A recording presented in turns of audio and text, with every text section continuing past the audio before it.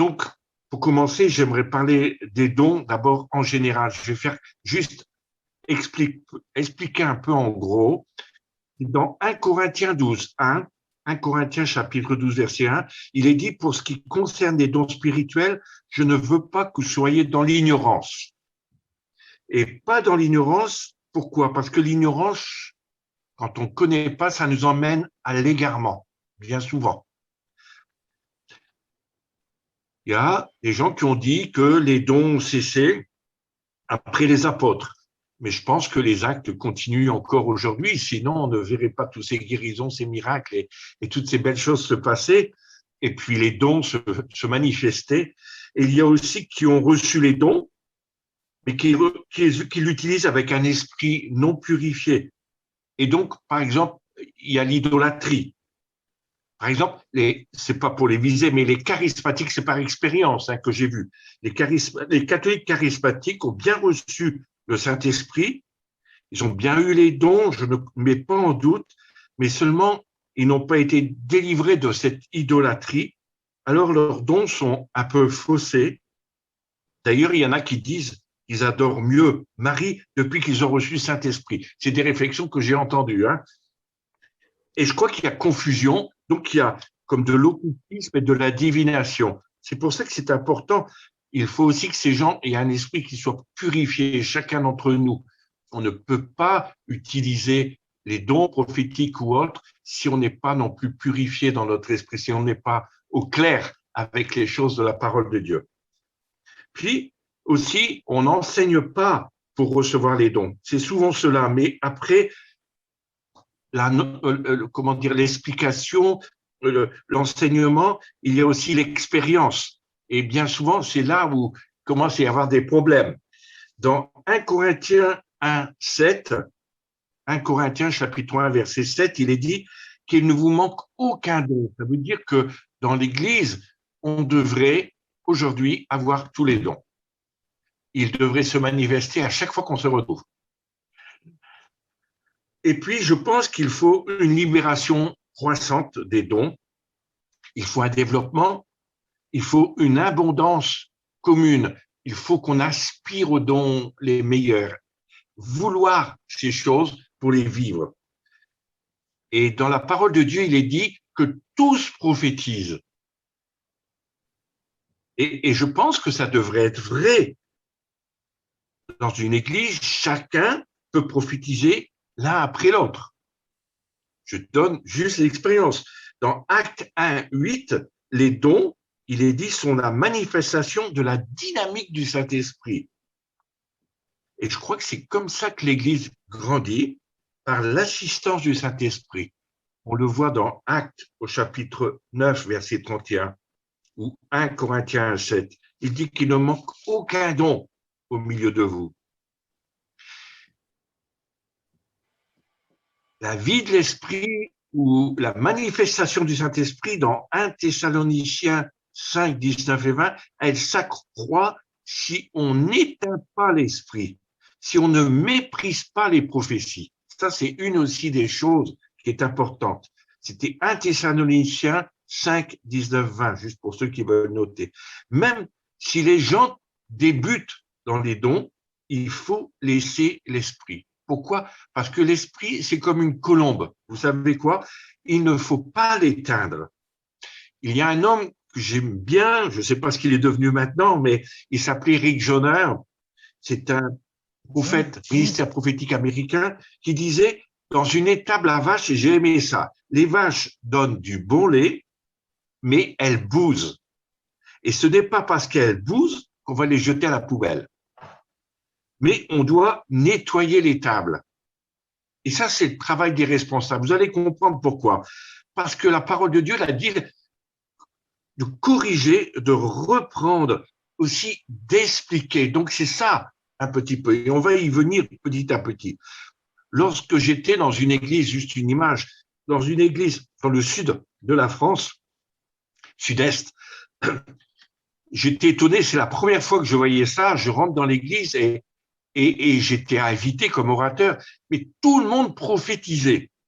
J'ai dit, c'est la première fois que je voyais ça. J'ai dit, mais ça va pas s'arrêter. Et là, c'était vraiment devenu comme un peu du désordre quelque part. Et donc, j'examine en moi qu'est-ce qu'il est dit et j'écoute l'esprit. Et en fait, les trois quarts étaient fausses, les prophéties.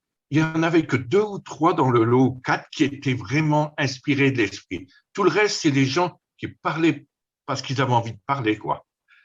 Ils voulaient prophétiser, dire quelque chose. Et c'est là où il faut que les responsables corrigent pour remettre en place. Vous comprenez, corriger, c'est pas frapper, c'est dire les choses, expliquer, reprendre. Maintenant, quand on regarde 1 Timothée 4, 14, il est dit « Ne néglige pas le don qui est en toi ». On devrait penser au talent que Dieu nous donne, ne pas le négliger. Puis, en Hébreux 2, 4, il est dit que Dieu appuyait leur témoignage par des signes, des prodiges et divers miracles et par les dons du Saint-Esprit. Il faut une nouvelle dynamique, une puissance de l'esprit. Il faut que l'Église vive ses dons, sinon c'est une Église morte. Et je crois que ce que nos pères ont rêvé arrive, un renouveau d'Église pleine de dons de l'esprit. Et je pense que c'est ce que Dieu veut qu'on revienne actuellement. Je pense c'est revenir un peu, on en reparlera plus tard, au temps des actes des apôtres, quoi. Vivre cette dimension. L'esprit n'a pas changé, il reste le même. C'est nous qui avons changé, je crois. On le verra plus tard. Et je dis que si on va à l'église et qu'il y a quelques chants, des annonces, prédications, c'est bien tout ça, puis qu'il n'y a aucune manifestation du Saint-Esprit, pas de conversion, pas de guérison, oh là là là là, je pense qu'on va s'ennuyer, n'est-ce pas? L'onction, je crois, fait la différence. La présence du Saint-Esprit fait la différence. Mais comme je disais tout à l'heure, et on y vient, il faut gérer et les développer. Alors, comment gérer? Comment gérer une prophétie? Alors, c'est assez intéressant parce que j'ai appris moi-même par les débuts dans lesquels j'ai vécu, mais on l'expliquera tout à l'heure. Il faudrait, et il faut, moi je crois, d'abord dans chaque église, à chaque réunion, il doit y avoir un gars, une personne qui a été choisie par les anciens pour présider, c'est-à-dire conduire, diriger. Pour moi, c'est le rôle le plus important de l'église à ces moments-là des rassemblements. C'est l'homme ou la personne qui peut gérer tout ce qui se passe. Et on doit, en tant que, si on a une parole prophétique, moi je crois qu'il faut commencer comme ça, la soumettre à celui qui préside. Vous allez dire, mais c'est pas possible. Moi, ça vient en moi, c'est spontané. Je dis non, on peut gérer ça aussi. On peut maîtriser ces choses.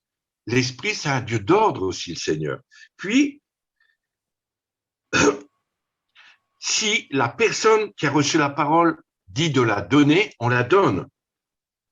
Et ou s'il ne faut pas la donner, ne pas la donner. Et on n'a pas à discuter ce que la présidente décide, celui qui préside. On n'a pas. S'il dit non, c'est non. Et je crois que, oui, on ne doit pas insister non plus. Mais si, parce que c'est important. Non, il a dit non. Peut-être qu'il a trouvé que ce n'était pas le moment. Peut-être qu'il a trouvé que c'était plus tard. Peut-être qu'il a trouvé que ce n'était pas juste. Alors, peut-être ça peut vous choquer tout ce que je dis, mais pourtant, c'est comme ça que j'ai appris. Celui qui préside a reçu l'autorité parce qu'il a été nommé par les autres. Donc, c'est lui le responsable. Et on doit lui être soumis, c'est très important. Je vous donne un exemple. Je ne sais pas, l'histoire du gendarme, on va faire ça, qui arrête les voitures. Est-ce que quand le gendarme vous fait signe d'arrêter, vous vous arrêtez? Même si ce n'est pas juste qu'il vous arrête, est-ce que vous vous arrêtez quand même? Oui, c'est obligatoire. Pourquoi?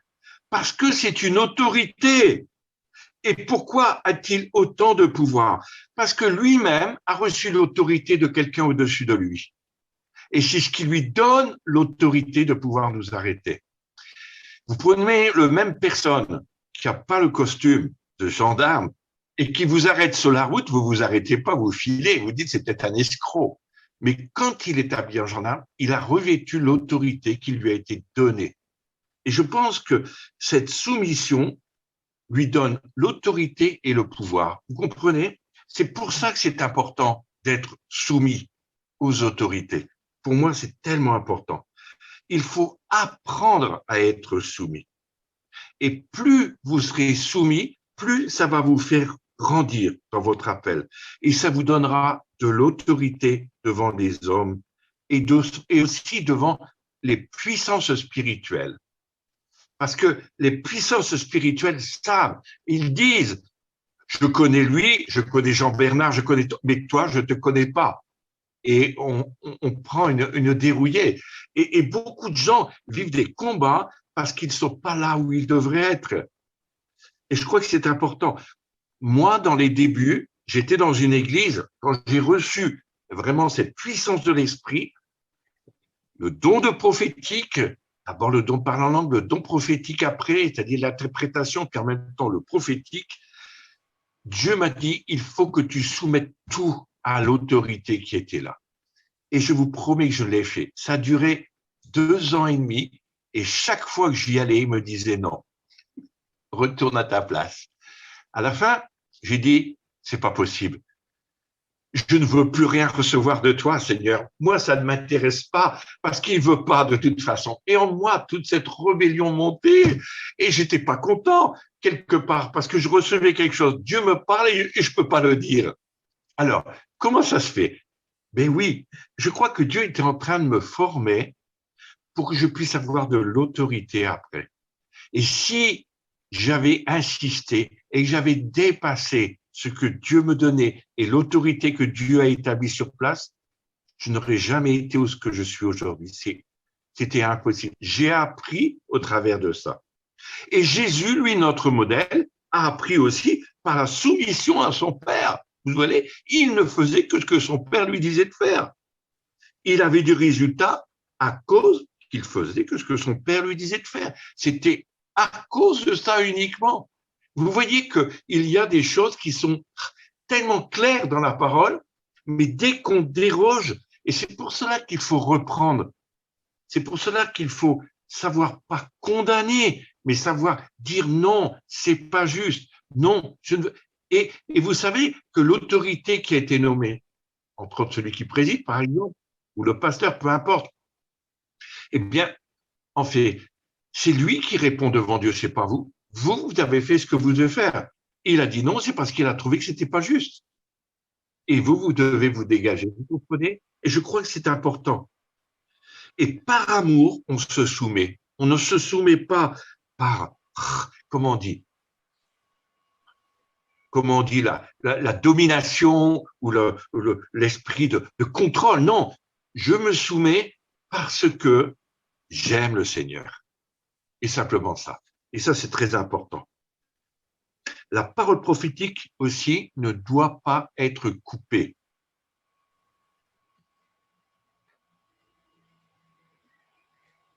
Sur ce qui est ne doit pas, couper ce qui est en train d'être fait. Excusez-moi, je me suis trompé. Par exemple, quand il y a un temps de louange,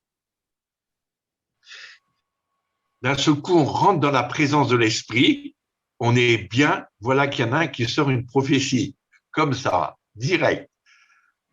Eh bien, le Saint-Esprit, j'ai dit tout à l'heure, c'est une colombe, il s'en va. C'est terrible, parce que l'onction redescend aussi vite, parce qu'on a coupé. Je crois que quand on est en train de louer, la présence de l'Esprit nous fait rentrer dans le Saint des Saints, et si on coupe même si la parole est vraie, si on coupe, eh bien, on supprime l'onction que Dieu est en train de faire. Il y a des temps pour pouvoir donner, je crois. C'est exactement pareil pour la prière. Combien de fois des gens coupent et ils se mettent à prier au moment qu'on est en train de louer très bien le Seigneur. Et puis voilà, je crois qu'il y a comme une sorte de respect. On devrait, je crois, réserver un temps pour dire, par exemple, les prophéties à la fin à la fin d'une prédication, à la fin de la louange, entre la louange et la prédication. On doit pouvoir trouver un temps. Et moi, je sais que tout au début, j'avais l'impression que j'aurais pas pu garder tout ça. C'était comme excité en moi. C'est vrai qu'il y a une pulsion qui vient quand l'esprit est là, mais on peut la gérer. Et c'est pas pour autant que l'esprit va s'en aller. Non, au moment où ça sera le temps, on peut le dire et l'onction sera encore plus forte. Et c'est parce que on réagit beaucoup humainement, hein, et on se trompe. Donc, ça peut être coupé, la louange, si par exemple, par une prophétie, si par exemple, ceux qui font la louange ne savent pas où ils vont. On s'en rend compte des fois, hein, de ceux qui font la louange, ils jouent, mais ils ne savent pas où l'esprit les conduit. Et puis, ils sont perdus. Et des fois, il y a une parole prophétique qui donne une direction précise pour pouvoir aller là. Et à ces moments-là, on voit que l'onction revient et la louange est repartie parce qu'ils ont trouvé où aller. Alors, bien sûr, on ne fait pas du n'importe quoi, on ne va pas dire n'importe quoi. C'est pour ça qu'il faut arriver à gérer les choses, il faut arriver à maîtriser les choses. On ne doit pas se laisser aller avec nos sentiments, mais avec l'esprit. Et c'est différent. Il y a des gens aussi qui disent, ah, moi je le savais avant, pourquoi il a dit la même chose que j'aurais dit et il se vante de le dire. Tout ça, c'est ridicule. C'est absolument ridicule. Tu n'avais qu'à le dire avant et puis c'est tout, quoi. Mais je crois que ça, c'est faux. Bien souvent, si l'esprit est au milieu de nous, les choses se déroulent toujours bien. Il n'y a aucun problème. L'esprit, c'est lui qui dirige l'Église. Vous savez, c'est dit dans la parole de Dieu, les portes de l'enfer ne prévaudront pas contre mon Église. Pourquoi il y a tant de problèmes dans les églises? C'est parce que justement, on ne laisse pas l'esprit. On en reparlera plus tard. Et je pense que on a tellement envie de montrer ce qu'on ressent et ce qu'on a envie de faire. Et il faut arriver à accepter. Il faut de l'humilité aussi. Vous savez, quand on a reçu des dons, il faut être humble. Ça vient de Dieu et c'est Dieu qui les donne. Et on n'a rien à voir dans tout ça. Moi, je reconnais pleinement, même que je suis dans le ministère, je vous assure, je sais que lorsque Dieu me donne des paroles, j'y suis pour rien du tout. Et que c'est l'esprit qui fait. Je peux même pas, je suis toujours surpris moi-même de ce que Dieu fait. Pourquoi? Parce que je n'y suis pour rien, quoi, on fait dans l'histoire. Si j'y mettais un peu ma sauce, ma graine ou ce que, alors ça ne fonctionnerait plus, hein. Je crois qu'on le sentirait tout de suite. Je crois que Dieu veut nous apprendre à être humble. L'orgueil n'est pas de Dieu. Dieu, c'est tout, on n'a pas à se justifier. Oui, mais non, rien à faire. C'est la croix, c'est tout. Tout doit mourir et laisser l'esprit manifester. Il ne faut pas dire pour dire. Il faut renoncer à soi-même, je crois. C'est Jésus qui est glorifié et pas nous. Et rien d'autre. Et à partir de ce moment-là, ça devient important. Et quand on a appris ça, c'est pas du jour au lendemain. C'est souvent après beaucoup de renoncements, beaucoup d'avoir renoncé sur même ce que je pouvais dire ou pouvais penser, sur ce qui vient de Dieu ou pas de Dieu, même si j'ai reçu, qu'importe. Je crois qu'on apprend au fur et à mesure. Dieu nous apprend. Moi, je remercie Dieu par le chemin que j'ai passé, même si à cette époque-là, c'était pas facile pour moi. Et je comprenais pas. En plus, il y avait personne pour m'expliquer. J'avais personne qui pouvait me dire. Je trouvais même pas un père spirituel pour m'expliquer. Alors, je crois que Dieu veut nous apprendre. Le Saint-Esprit ne fait jamais d'erreur. Il se trompe pas, vous savez. Il sait exactement ce qui est juste et pas juste. Il est dit dans la parole que 2 ou 3 parlent et que les autres jugent. Moi, je crois que toute l'Église devrait être mûre pour juger les paroles prophétiques. C'est vrai qu'aujourd'hui, on a besoin de ceux qui président, mais normalement, si on grandit en maturité, je pense qu'on devrait pouvoir juger si c'est de Dieu ou pas de Dieu, une parole prophétique.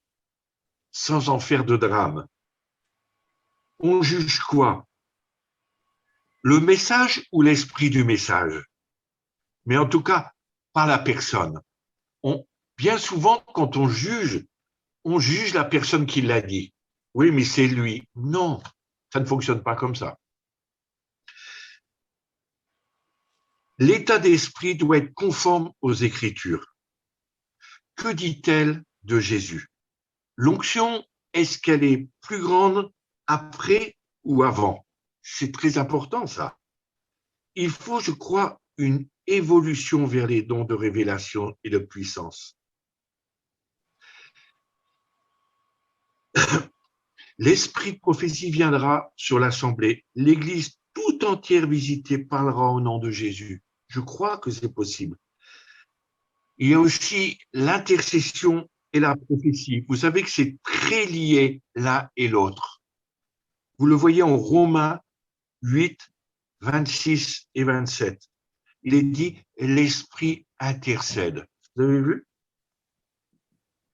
Et je crois qu'en sondant les cœurs par la prière, on connaît la pensée d'esprit. Ça, c'est la prophétie. On parle et on entend. On parle à Dieu et on entend sa réponse. Ça, c'est l'esprit de prophétie. Je me rappelle une fois, j'étais dans une église, celle que j'avais quand j'étais à Carcassonne avant, pendant un temps, et puis j'étais étonné parce que, voilà, je voyage beaucoup, mais celui qui était maintenant devenu responsable de l'église, il me dit, mais Hervé, tu es là, est-ce que tu pourrais faire ce soir la réunion de prière? Et moi, je lui dis, oui, je veux bien. Alors, il me donne donc la responsabilité. Je me soumets à lui et je viens à la réunion de prière. Et puis, je devais diriger, conduire cette réunion pour que vraiment, ça soit une réunion où on entend l'esprit, où les choses se passent. Puis, tout le monde s'est mis à prier avant même quoi que ce soit, que j'ai dit un mot ou quoi que ce soit. Tout le monde était en train de faire son chapelet de prière. Pardon de dire ce terme, hein, mais c'était la vérité. Chacun avait sa petite prière, béni, béni, béni. On devenait des béninois, je ne sais pas, en tout cas, chacun disait beaucoup de choses. Et moi, j'étais pas à l'aise. Je dis, mais c'est pas possible, Seigneur. Mais il prie comme ça, mais c'est pas ta volonté. Qu'est-ce que tu veux que l'on prie aujourd'hui? Et puis, j'arrivais pas, je ne pouvais même pas dire. J'essayais de parler, mais les gens ne m'écoutaient pas. Je dis, mais Seigneur, c'est pas possible. Alors, je me suis mis à crier un coup. Oh, là, je crois que j'ai mis un seau d'eau froide sur toute l'église et tout le monde s'est tu. Là, je crois qu'il n'y avait plus personne qui avait envie de prier. Et puis, je leur ai dit, écoutez, vous priez mal, alors Dieu ne peut pas exaucer. J'ai dit, écoutez, il faut prier autrement. Il faut écouter l'esprit. Qu'est-ce que Dieu veut aujourd'hui que l'on prie? Ça changeait tout. Eux, ils avaient tellement l'habitude de réciter tous leurs problèmes, toutes leurs situations et les problèmes des autres. Je ne dis pas que c'est mal, mais comprenez. Et je pense que à ces moments-là, j'ai dit, écoutez, on va prier en langue et puis on va laisser l'esprit nous montrer à nos cœurs. Laisser et écouter l'esprit. On a commencé pendant tout un temps. Puis à ces moments-là, l'esprit a commencé à descendre. C'était incroyable. Et moi, j'avais une pensée pour prier. C'était à cette époque-là, je ne sais plus quel endroit c'était.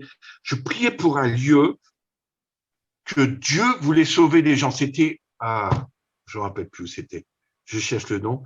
Peu importe. Un pays dans les pays arabes. Et puis, qui devait massacrer tous les gens. Mais on ne savait encore rien des informations. Et puis, je commence à prier et je dis c'est ça. Et les gens m'écoutaient, mais ils ne disaient plus rien. Puis d'un seul coup, l'esprit est descendu sur... Et là, ils se sont mis à prier. Écoutez, l'onction de Dieu était là. On savait que lorsqu'on priait, notre prière atteignait le but. Et il y a eu beaucoup de gens de sauvés à ces moments-là. On l'a su après. Mais pas à cause des personnes qui étaient là, mais à cause qu'on priait comme l'Esprit le voulait que l'on prie. Vous savez, c'est pour ça que je dis que c'est très lié, la prophétie et la prière. parce qu'on a besoin de savoir écouter ce que l'Esprit dit. Donc, on a besoin de ça. En conclusion, en gros, je crois que la main du Seigneur est sur nous, comme une pression.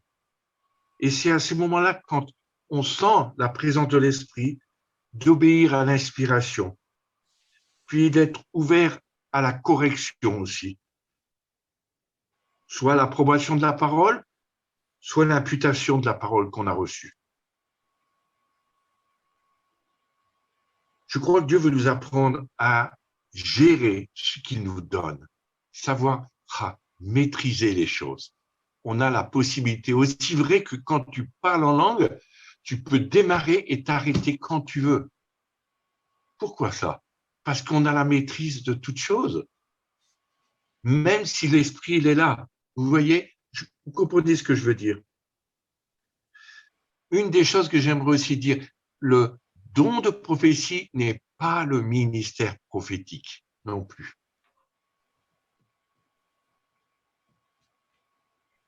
Le don de prophétie n'est pas le ministère. Il y a deux mots qui disent ce qu'est un prophète. Un prophète, c'est un visionnaire, il est quelqu'un qui voit. Et en deux, celui qui annonce. Il parle de la part de Dieu sous l'inspiration de l'Esprit Saint, le porte-parole de Dieu. Il peut apporter ce que Dieu va faire dans le futur. Pour l'Église locale, celui qui a le don de prophétie ne peut pas donner de direction à l'Église. C'est pas possible. Il va au-delà de ce qu'il a reçu. Et alors, c'est faussé encore une fois. Et c'est comme ça qu'on a des problèmes.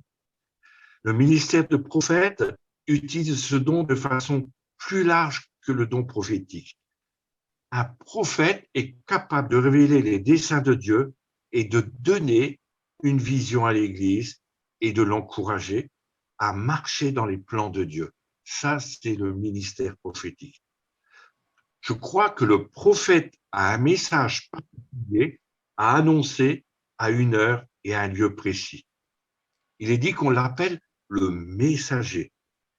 Le prophète est un message et l'apôtre a une tâche. C'est là la différence qui peut exister. Vous comprenez ce que je veux dire? C'est drôlement important de pouvoir être à l'écoute de ce que l'Esprit dit. Juste une chose que j'ai oublié de vous dire tout à l'heure, c'est que la prophétie, dans 1 Corinthiens 14, 3, ça j'aurais dû vous le dire aussi, j'ai loupé, elle édifie, comme ça vous le saurez, construit la maison ou l'église, elle exhorte, c'est-à-dire on est attiré plus près du tabernacle, plus près du paraclet, plus près de Dieu, et elle console, c'est parler avec affection. J'ai déjà vu des gens qui prophétisaient avec une épée, quoi. Ils coupaient toutes les têtes. C'est horrible. Et je crois que non, elle édifie, elle exhorte et elle console. Même quand elle reprend, Dieu peut reprendre. La prophétie convainc le non-croyant aussi. Des fois, on entend dire, waouh, il a raconté toute ma vie quand il a parlé. C'est fou. Et puis, la prophétie, c'est la communication avec Dieu, j'ai dit tout à l'heure. Je parle à Dieu et il me parle. C'est-à-dire, dans le mot prophétie, il y a le mot pro, c'est-à-dire devant, et féni, c'est je dis, c'est avec la bouche. Voilà, on le dit. Et souvent, c'est ça. Et des fois, la prophétie, elle confirme des choses aussi dans la vie des gens. Donc, c'est important. Dire avant ou prédire, soit voir l'avenir, c'est un peu ça. Dire devant, dans un langage courant, veut dire parler hautement, publiquement, pas en secret. Quand je vois des prophéties qui sont données en secret pour pas que le pasteur l'entende, c'est pas bien ça. Il faut toujours que ça soit fait devant plusieurs personnes pour être jugé, analysé. Sinon, comment voulez-vous que ça se passe? Et c'est comme ça que ça fonctionne en tout cas. Donc j'ai dit tout le reste, je pense là, j'avais grillé beaucoup d'étapes, mais comprenez, quand vous prophétisez, c'est quelque chose de très important. Dieu veut parler à son Église. Dieu veut dire des choses. Alors, je pense que tous nous pouvons être la bouche de Dieu, même si on n'a pas reçu le don prophétique. Dieu peut utiliser une personne comme cela. Je vais vous raconter une histoire quand même. Vous savez, bien souvent, j'ai donné des paroles prophétiques à beaucoup de personnes. Puis un jour, voilà que j'étais pas en forme. Et j'étais sur le chemin en marchant et je me plaignais à Dieu. Je dis quand même, tu ne me parles pas à moi, puis tu parles aux autres au travers de moi. Et pourquoi tu ne me parles pas à moi? Pourquoi j'entends pas ta voix pour moi? Et puis j'étais comme ça, à râler. Je ne sais pas si ça vous arrive, mais en tout cas. Et puis, d'un seul coup, il est passé un gars qui faisait du jogging.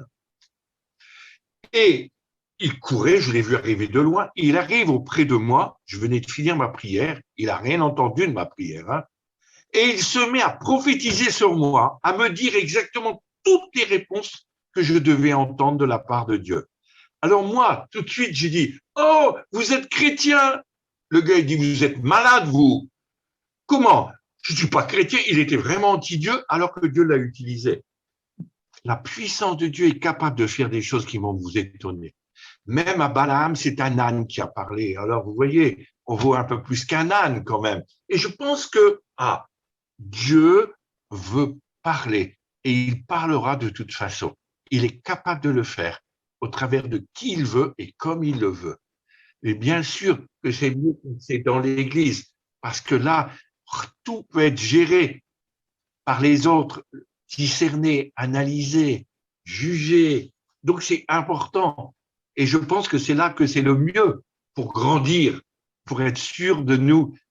Bien sûr qu'il y a des gens qui prophétisent déjà régulièrement depuis longtemps. C'est vrai que les responsables les connaissent. Donc là, ils vont laisser, ils vont pas attendre qu'ils viennent lui dire j'ai reçu ça. Moi, je parle quand transmettre, c'est-à-dire communiquer aux responsables, c'est quand on n'a pas trop l'habitude, quand on est même dans une église qui n'est pas la nôtre. Oh, je vais vous dire quelque chose. J'étais dans une église j'étais en cure et puis j'étais dans une église et puis dans cette église-là que je connaissais même pas du tout le pasteur ni personne. C'est une église AD en plus et puis je suis allé là-bas et puis j'étais assis là et voilà que Dieu me donne une parole. J'ai dit non, Seigneur, pas question. Je veux pas. Je suis venu pour écouter moi. Et la pression était si forte de Dieu. Je dis, ben, je vais aller, alors que j'avais le ministère, mais je suis allé le soumettre au pasteur. C'est fou. Et le pasteur était étonné, parce que chez lui, ça se fait pas. Tout le monde dit ce qu'il veut, et moi, je suis allé lui transmettre. Je lui ai dit, voilà, j'ai une parole prophétique pour l'Église. Est-ce que je peux la donner? Et je croyais qu'elle allait me dire, mais dites-moi quoi? Mais il dit, oui, oui, allez-y, qu'il me fait. J'ai dit, oui, mais vous savez pas. J'ai dit, oui, oui, allez-y. Je dis, bon, ben alors je vais la dire. Et je l'ai dit, et en fait, c'était pile la réponse que toute l'Église jeûnait et priait depuis plus de plusieurs mois pour pouvoir avoir une réponse pour un local. C'est de la folie.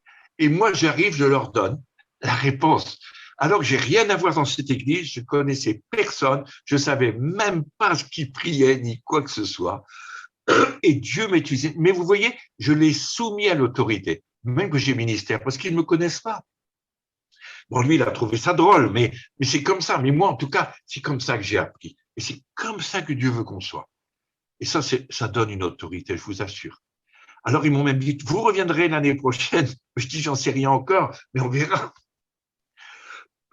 Et comme quoi, et c'est le pasteur qui a dit après la réponse, quoi, comme quoi c'est une réponse précise pour eux, ils étaient tous fous, quoi. Mais ils s'y attendaient plus, quoi, à la réponse. Donc, vous voyez,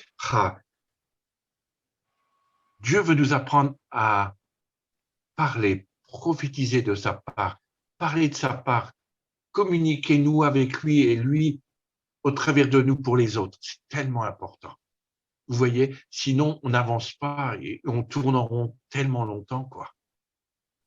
Voilà. Je pense que vous aurez certainement des questions.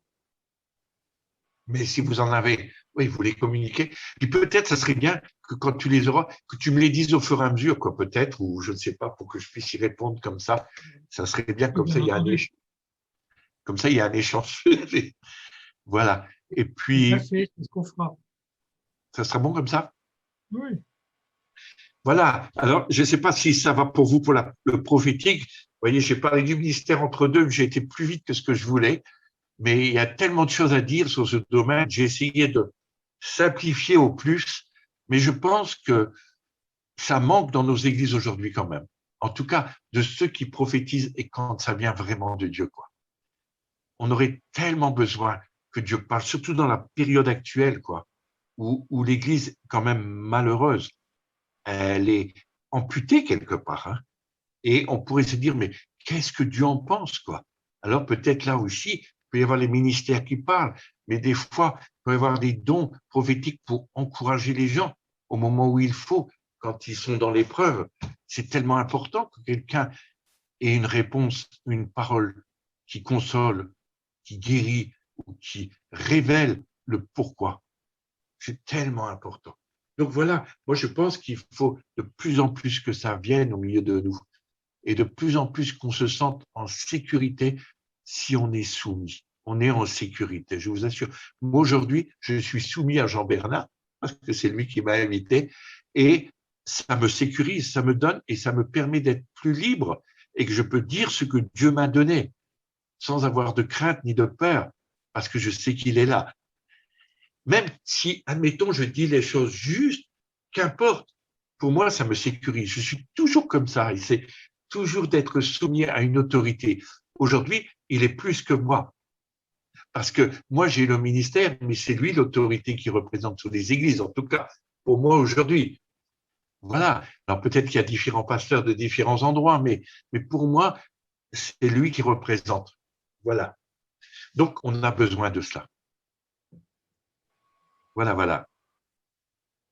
Alors peut-être je vais vous donner, comme il reste un petit quart d'heure avant que je donne des paroles personnelles, je vais vous expliquer un peu ce que je ressens. Et beaucoup s'attendent à ça aussi pour le Covid, comme je l'ai lancé un petit peu. Donc il faudrait peut-être que je vous partage ce qui se passe. Déjà, il y a une des choses, c'est quand vous lisez la Bible dans Luc ou dans d'autres passages de la Bible, ces choses ont déjà été averties. Quand il est parlé de peste, c'est un peu ces systèmes qui contagion. Bon, alors, tout ça est arrivé. Puis, je crois, pour moi, que Dieu veut aussi parler au travers de ça à son Église. Parce que je crois que l'Église doit changer dans sa façon de fonctionner. Je crois qu'on s'est tellement éloigné des choses que Dieu a voulu. On a fait beaucoup d'humanisme. Vous savez, on a essayé de remplacer Dieu par des pensées humaines. On a formaté beaucoup les gens et je crois que Dieu veut interpeller son Église pour revenir, et je le disais tout à l'heure, qui avait été donné depuis toujours dans les actes des apôtres. Il nous a donné le modèle de l'Église et comment nous, on l'a transformé. Je crois qu'au travers du Covid, ça nous ramène en arrière pour dire, ben voilà, j'ai plus le grand local, qu'est-ce que je vais devenir? Et combien de gens aujourd'hui sont perdus? Parce qu'ils vivaient sous l'onction de l'autorité, mais eux n'avaient aucune communion avec Dieu. Donc, ils sont perdus. Et Dieu veut ramener ses enfants à lui. C'est lui qui est Seigneur. Donc, ce Covid, pour moi, est très important aujourd'hui pour une remise en question peut-être de l'Église et de pouvoir demander pardon par rapport à ce qu'on a dirigé au lieu de laisser l'Esprit nous diriger. Ça, c'est une des choses que je pense, hein. Je vous donne ce que mon cœur reçoit. Puis, je crois que ces choses vont durer pendant encore au moins 7 ans. Ça peut vous sembler drôle, mais c'est pour ça que quand on dit ça va finir là, mais vous avez remarqué, à chaque fois que ça va finir là, ça reprend avec un autre variant. Et je pense qu'il y en aura encore beaucoup d'autres. Je crois que ça risque de durer un long moment. Mais en même temps, je sais que l'Église va faire la différence. Et c'est ce que Dieu voudrait au milieu de cette perturbation, au milieu de cette épreuve mondiale. Parce que c'est dans le monde, hein, c'est partout, je crois. Et c'est ça qui est incroyable. Vous n'êtes pas posé la question, et il n'y a pas plutôt l'Europe ou pas plutôt que l'un que l'autre. C'est tout le monde qui a été touché. Et puis, Dieu me montrait qu'il fallait se préparer pendant ces 7 ans à avoir des potagers, ceux qui ont du terrain, de pouvoir le cultiver, de pouvoir vous préparer pour avoir de la nourriture. Parce qu'il va arriver aussi à un moment, on ne pourra plus acheter ni vendre. Tout est en train de se mettre en place. Exactement ce qui est écrit dans la parole. Tout est en train de se mettre. Vous ne pourrez plus faire ce que vous voulez. Et puis, c'est pas un truc catastrophe que je vous dis, c'est juste une réalité par rapport à la parole de Dieu. Alors moi, j'encourage les gens à démarrer des potagers. Il n'y a pas très longtemps, j'étais avec une église, puis je parlais de ça. Et voilà qu'une dame m'arrête et elle était adjoint au maire, c'est-à-dire une autorité locale, pas ici, mais dans leur région, dans leur ville. Puis elle me dit, mais monsieur, c'est incroyable ce que vous dites là. Je dis, mais pourquoi? Parce que nous sommes interpellés par la ville où on est pour ouvrir et donner des terres qui appartiennent à la mairie. Dans chaque mairie, chaque ville, il y a des terres qui appartiennent à la mairie. Et il dit, on les prête aux gens et on les fractionne pour que les gens puissent cultiver eux-mêmes leurs légumes et qu'ils ne manquent de rien. Donc, eux-mêmes, qui ne sont pas à Dieu, ont été interpellés par ça. Il faut le faire. Dieu parle. Hein. Donc, alors pour elle, elle a dit, je confirme pleinement ce que vous dites. Et c'est une telle vérité.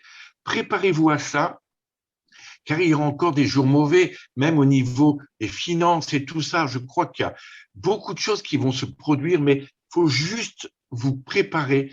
Et puis, l'Église, je disais tout à l'heure, va être un grand secours pour ces gens, parce qu'il y a des gens qui n'auront plus rien, plus de travail, le chômage. Et je crois que l'Église, elle aura toujours quelque chose à donner, parce qu'on aura plus, même au-delà de ce qu'on peut penser, imaginer.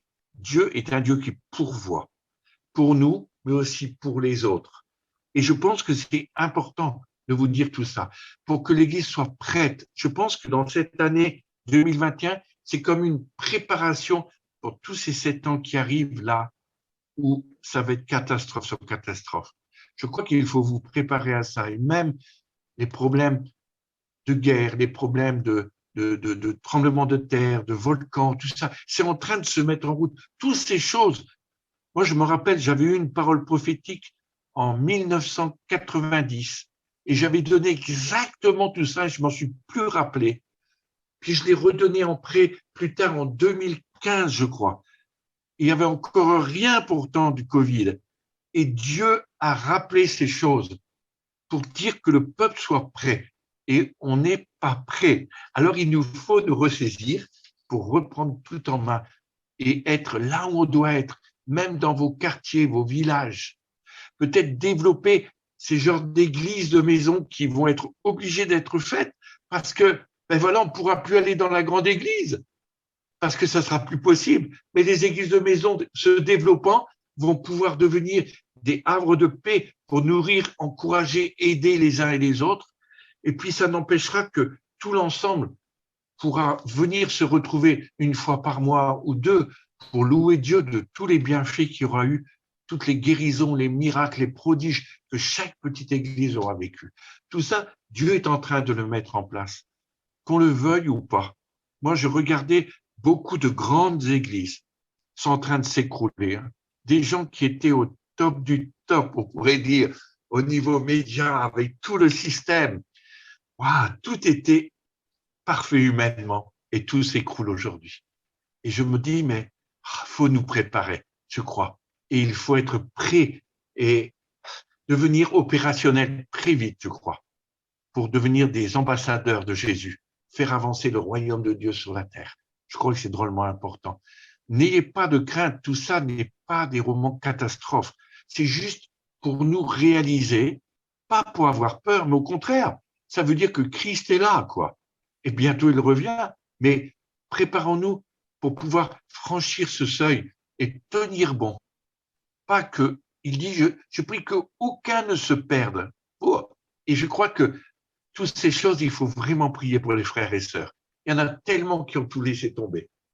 Et je crois que Dieu veut nous apprendre quelque chose au travers de tout ça. Préparez-vous juste pour ça et puis regardez, examinez ce que je vous dis, priez, puis écoutez Dieu et laissez-vous convaincre par lui. Pas parce que j'ai dit, mais parce que lui va vous montrer. C'est tellement important.